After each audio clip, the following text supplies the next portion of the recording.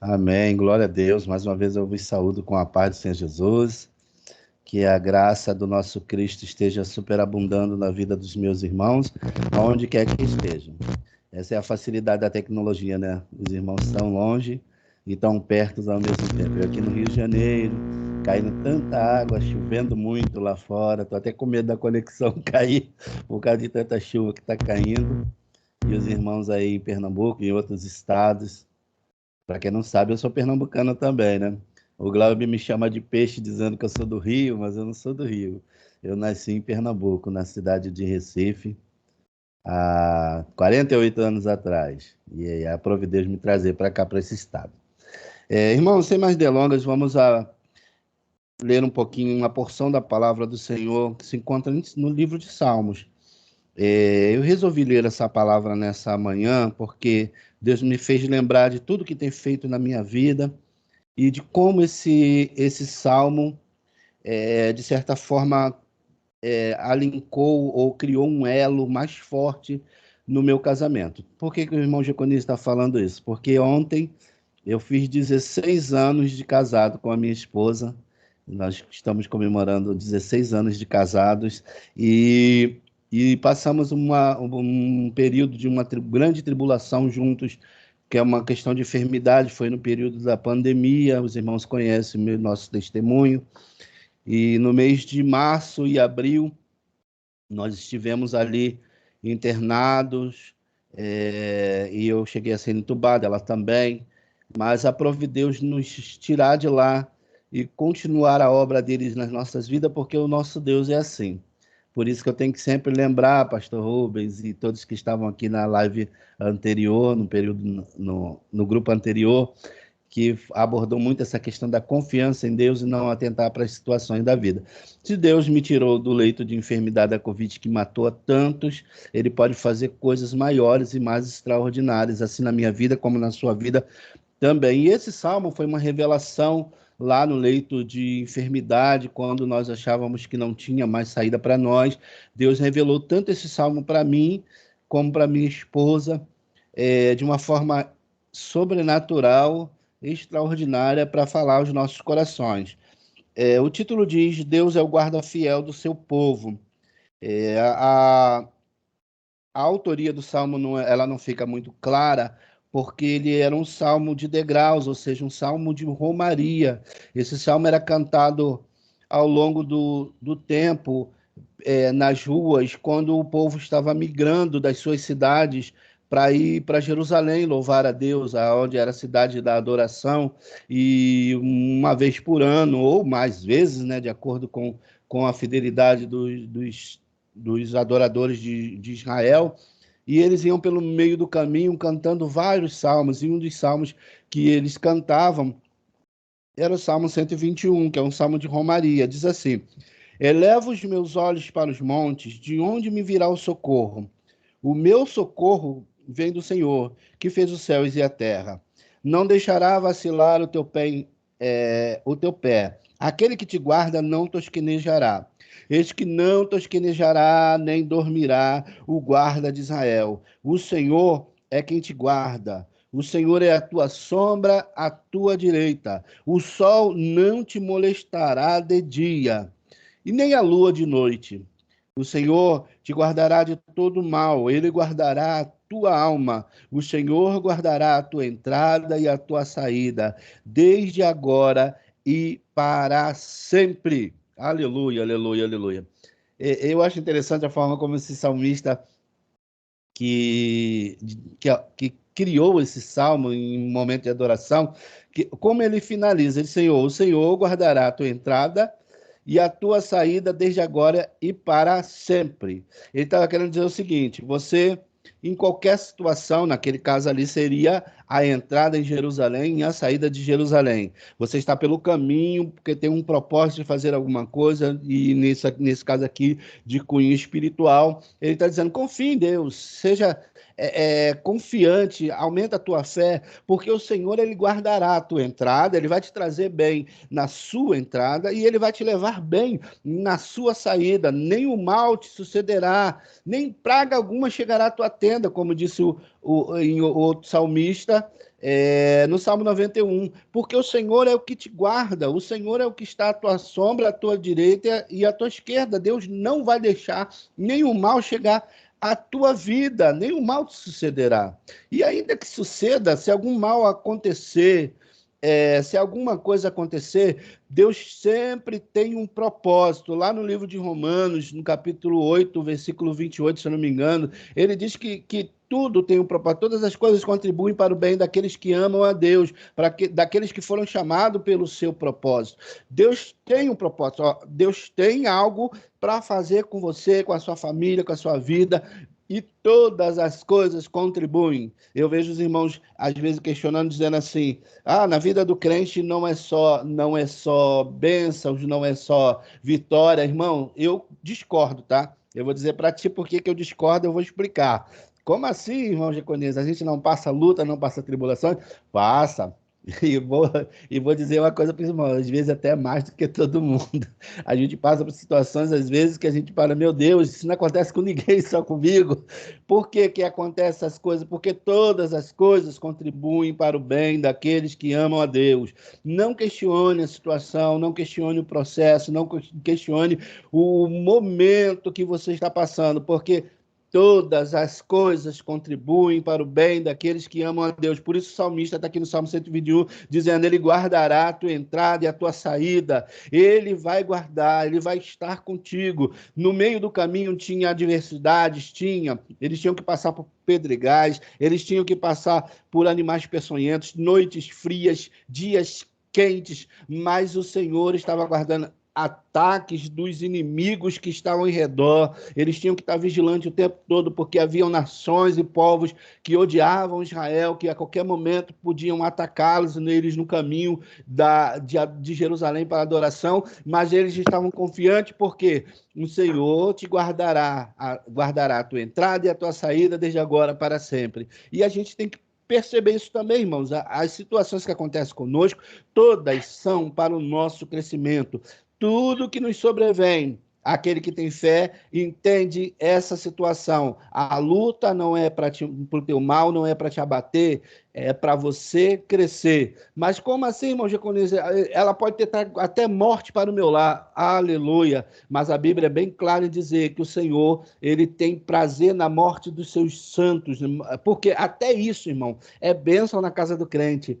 Que quando o crente chega a passar para a eternidade, acabaram as suas lutas físicas, acabaram as suas lutas espirituais, ele vai estar eternamente com Deus. Ninguém quer morrer, mas é uma certeza plena. Ao lado de Deus, ninguém mais te toca, ninguém mais te rouba da presença dele, ninguém mais te aborrece, ninguém vai tirar lágrima dos teus olhos, porque em Apocalipse diz que ele enxugará dos teus olhos todas as lágrimas, não haverá mais dor, não haverá mais pranto. Como isso não pode ser bom, irmão? Isso é a melhor coisa, é a melhor promessa, é o melhor presente que Deus pode nos dar. Então confiemos no Senhor, não deixemos o mal afligir a nossa alma, mas esperamos em Deus, porque o Senhor é aquele que nos guarda para todo sempre. Aleluia, aleluia, glória a Deus. Eu estava percebendo aqui, irmãos, no capítulo 4 de Hebreus, versículo de número 16, falando sobre essa questão da confiança. Olha só que o escritor de Hebreus fala, eu ia falar o apóstolo Paulo. Aí os teólogos que estão no grupo vão dizer assim, como assim, Giacone já está determinando que o livro de Hebreus foi escrito pelo apóstolo Paulo. Eu tenho uma leve desconfiança, mas eu não vou afirmar, irmão, porque homens mais estudiosos do que eu não têm essa certeza como é que eu posso afirmar. Mas aí já ia sair espontaneamente. Mas não é certo que foi o apóstolo Paulo. Mas diz assim, versículo de número 16. Chegamos, pois, com confiança ao trono da graça, para que possamos alcançar a misericórdia e achar graça, a fim de sermos ajudados em tempo oportuno. Aleluia, aleluia, aleluia. Se existe um tempo oportuno, existe um tempo inoportuno, não é verdade, irmãos? Então, mais uma vez, eu trago para meu coração essa certeza de que Deus ele vai agir na hora certa e que todas as coisas estão nuas e patentes diante do controle dele. Então, esse problema que você está passando na sua vida, entenda o que o escritor de Hebreus disse, inspirado pelo Espírito Santo. Cheguemos, pois, com confiança ao trono da graça, para que possamos, aleluia, alcançar misericórdia e achar graça, a fim de sermos ajudados em tempo oportuno. Louvado seja o nome do Senhor. Cheguemos com confiança ao trono da graça. Oh, aleluia, aleluia, aleluia. Irmãos, a pior parte já foi feita por Deus, que foi criar um novo elo de ligação entre a humanidade caída e o Deus santo, puro, imaculado. A pior parte já foi feita, foi as dores, as ofensas, as tristezas, as angústias, as decepções que Jesus Cristo passou na Via Crucis, mas ele cumpriu toda a ordenança de Deus para a sua vida, e como cordeiro morto, ele se entregou, como cordeiro imaculado, ele derramou seu sangue para fazer essa aliança novamente se restabelecida. E com essa aliança restabelecida, a única coisa que você precisa fazer nesse processo para falar com teu Deus, não precisa mais de sacerdote, não precisa de mais de nenhum outra pessoa intermediária, a não ser o próprio Cristo, é chegar com confiança diante do trono da graça de Deus, porque o mesmo escritor de Hebreus diz que sem fé é impossível agradar a Deus. Aleluia. Importa que aqueles que se aproximam dele se aproximem com fé. E essa confiança e fé são até sinônimos. Você perceba uma coisa: se você não chega com confiança, você não alcança misericórdia. Sabe por quê? Porque nós podemos enganar os homens que veem apenas com os olhos físicos, mas o salmista Davi, no Salmo 139, diz que ele sonda os corações e mentes, ele sabe o que passa dentro de nós antes mesmo de nós abrirmos a nossa boca e falarmos. Ele sabe quem é que está chegando com confiança ou desconfiado diante do seu trono. A esse não ganha misericórdia. Mas eu louvo a Deus porque hoje o Senhor está reunindo durante toda essa madrugada, desde o fim da noite de ontem até a madrugada de hoje, e o novo dia que se teve a partir dessa manhã, a partir de meia-noite, Deus levantou um grupo que está disposto a unir a fé em confiança. E eu vou dizer uma coisa para você: assim como cai essa chuva sobre o Rio de Janeiro, aleluia, molhando toda a terra, trazendo vida novamente para o plantio, para as árvores e trazendo restauração, a misericórdia de Deus está chovendo sobre a minha vida, sobre a sua vida, sobre as nossas casas, sobre as nossas igrejas, porque Deus está olhando e sondando os nossos corações e percebendo, aleluia, irmã Trindade, irmã Rosilene Trindade, que os nossos espíritos estão dispostos a adorar a Deus com fé e confiança, e a presença do Espírito Santo está sobre as nossas vidas e dizendo para nós: continua crendo, continua confiando, porque eu sou aquele que guarda a tua entrada e a tua saída. E é só hoje, irmão Jeconias? É só agora? É só nesse momento? Não, desde agora e para sempre. E é por isso que nós louvamos a Deus, que o nosso Deus é um Deus onisciente, onipresente. Ele está em todo momento ao nosso lado, nos guardando como um guarda fiel. A Bíblia diz que Jesus Cristo é o leão de Judá, e como um leão ele se levanta para dilacerar os nossos adversários, porque nós não conseguimos, nós não podemos, mas ele tudo pode, e ele está ao nosso redor. O verdadeiro leão está ao nosso redor, nos guardando do falso leão que está ao nosso derredor, bramando como? Ele não... A Bíblia é bem clara a dizer, o apóstolo Pedro diz assim, ó: o nosso inimigo está ao nosso derredor, bramando como? Ele não é o leão, porque o leão é Jesus Cristo, ele é o Rei, ele é o Todo-Poderoso, e é ele que nos guarda. Como que nós vamos desconfiar? Como que nós vamos duvidar de que Deus pode fazer todas as coisas na nossa vida, sabendo que existe na nossa segurança um leão todo-poderoso, rugindo e dizendo: ninguém toca, ninguém mexe, ninguém tira, eu estou guardando. Louvado seja o nome do Senhor.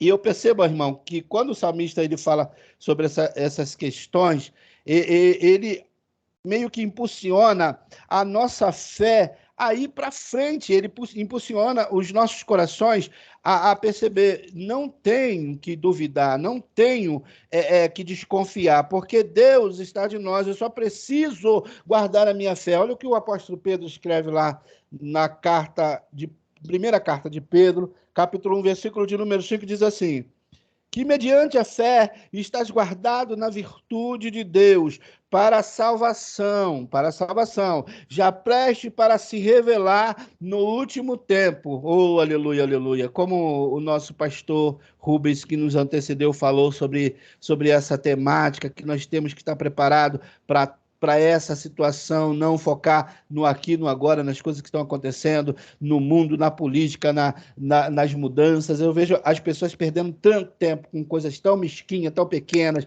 com seus próprios conceitos e preconceitos, e esquecendo que Deus está no controle de tudo e nunca perdeu o controle. A única coisa que o crente tem que fazer é fazer o que o apóstolo Pedro está dizendo: mediante a tua fé, guarda a virtude de Deus, porque você já está salvo.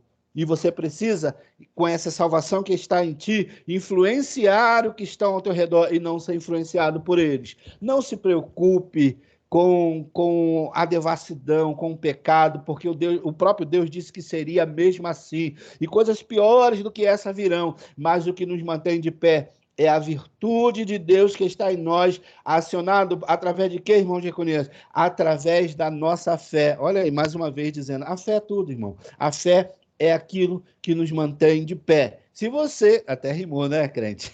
Se você estiver com a fé voltada em Deus, o homossexualismo não te abala, a criminalidade não te abala, a corrupção do mundo não te abala, a prostituição do mundo não te abala, sabe por quê? Os teus olhos estão fitos em Deus. Tudo que você vê vai ser filtrado pelo olhar do Espírito Santo, e com esse filtro vai chegar no teu coração somente as coisas boas, porque a Bíblia diz assim: examinai tudo e retende o bem. Aquilo que for bom, aquilo que for de boa fama, aquilo que for de boa fé, aquilo que louva a Deus, aquilo que te engrandece, aquilo que te faz crescer. É nisso que você deve pensar, como o apóstolo Paulo disse. Então, você vai filtrando as coisas, e não se deixe corromper pelo mundo, não tenha desejos digamos assim, de violência contra essas pessoas, porque eles estão nesse caminho. Porque outrora nós também estávamos, mas o amor de Deus nos alcançou, e o amor de Deus continua sendo o mesmo, e pode alcançar esses homens e mulheres,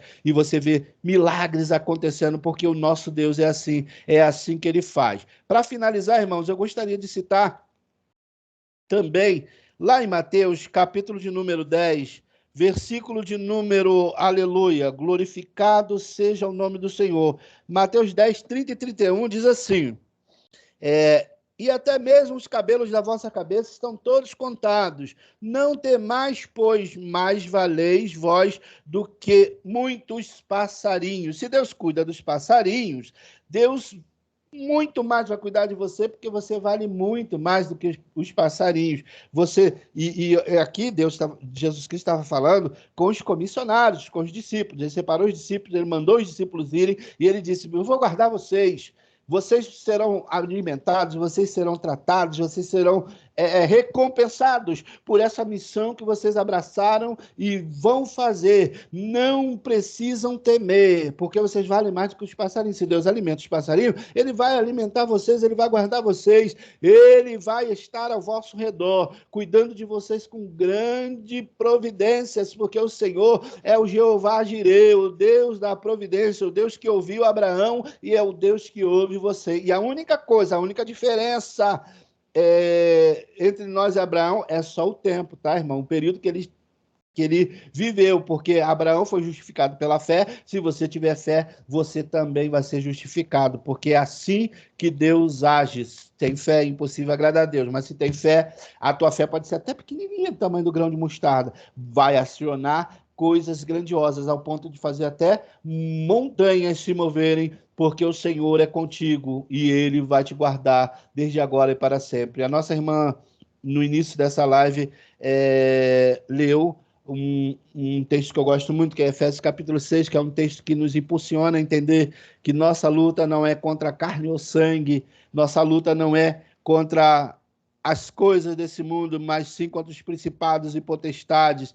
E o apóstolo Paulo, quando ele escreve esse texto, ele nos chama a atenção, lá no versículo de número 19, ele diz assim: por mim, eu vou ler o 18, para que fique bem claro. Orando em todo tempo, com toda oração e súplica no Espírito, e vigiando nisso com toda a perseverança e súplica por todos os santos e por mim, para que me seja dada no abrir da minha boca a palavra com confiança. Olha a confiança de novo aí, irmãos. Para fazer notório o mistério do Evangelho. Olha a pista que o apóstolo Paulo deixa aqui. Pista não, na verdade, ele deixou bem escancarado, escrachado o que é que nós devemos nos preocupar. A nossa preocupação é com os mistérios do Evangelho. Corrupção no mundo sempre houve e sempre haverá até Jesus voltar para restaurar essa terra. Prostituição no mundo sempre houve, sempre haverá. Tudo de ruim que o mundo apresenta sempre houve, sempre haverá. Mas nós não nos preocupamos com isso porque nós estamos aqui para influenciar e não ser influenciados. Nós estamos aqui para nos preocuparmos e orar uns pelos outros e pedir para Deus para nos dar, no abrir da nossa boca, a palavra com confiança para fazer notório o mistério do Evangelho. Porque o que transforma o homem não são os meus conceitos, não é o meu caráter, não é as minhas atitudes. O que transforma o homem é o Espírito Santo. E eles só vão perceber o Espírito Santo com a pregação genuína do Evangelho, mostrando para eles que Deus transformou a nossa vida, também pode transformar de qualquer um. Que Deus abençoe vocês poderosamente. Que o Senhor estenda as suas poderosas e graciosas mãos sobre a sua vida, sobre o seu ministério, sobre a sua casa, sobre a sua igreja, sobre o bairro que você mora, sobre a cidade que você mora, que todo principado seja destronado aí e Deus erga um trono de controle, um trono de presidência sobre a sua nação, sobre o seu espaço, em nome de Jesus. E eu agradeço essa rica oportunidade em nome de Jesus. Muito obrigado, irmãos, e não esqueçam de orar pelo irmão Jeconias, que eu sou muito carente, tá? Sou pequeno, sou pobre, miserável, mas o Senhor é grande e poderoso e merece a nossa adoração. Orem também pela minha sobrinha, Mariângela, ela já está em tratamento, ela já fez várias sessões de quimioterapia e radioterapia, ela está com câncer no útero e os médicos suspeitam que ele já fez metástase, mas o nosso Deus é poderoso para barrar e jogar por terra todo o mal. Amém, irmãos?